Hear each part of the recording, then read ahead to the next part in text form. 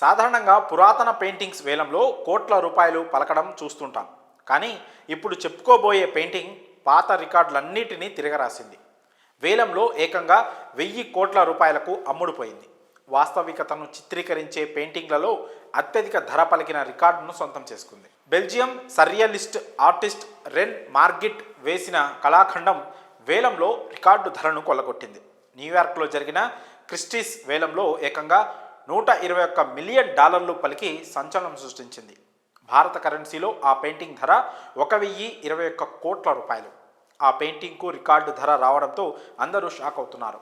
Artist Rene Magritte master of surrealism అని ఊరికే పిలవరని పలువురు ప్రశంసిస్తున్నారు. ఇంతకీ 1000 కోట్లకు పైగా ధర పలికిన పెయింటింగ్లో ఏముందని పలువురు ఇంటర్నెట్లో సెర్చ్ చేస్తున్నారు. రాత్రి అద్భుతంగా కనిపించేలా వేసిన ఈ కళాఖండానికి ఎల్ ఎంపైర్ డేస్ లూమియర్స్ లేదా ద ఎంపైర్ ఆఫ్ లైట్ అని పిలుస్తారు.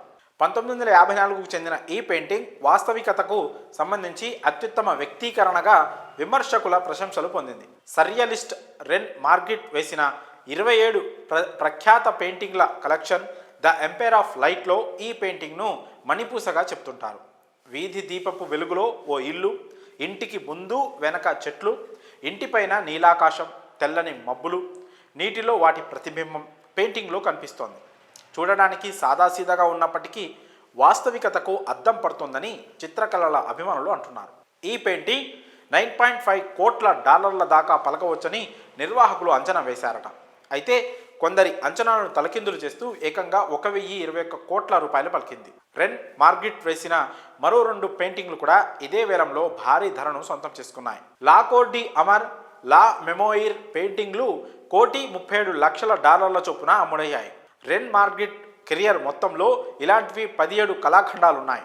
పెయింటింగ్లో ఉన్న అద్భుతాల సంగతేమో కానీ అది 1000 కోట్లు పలకడంపై ప్రపంచవ్యాప్తంగా జనం నోరల్లో పెడుతున్నారు.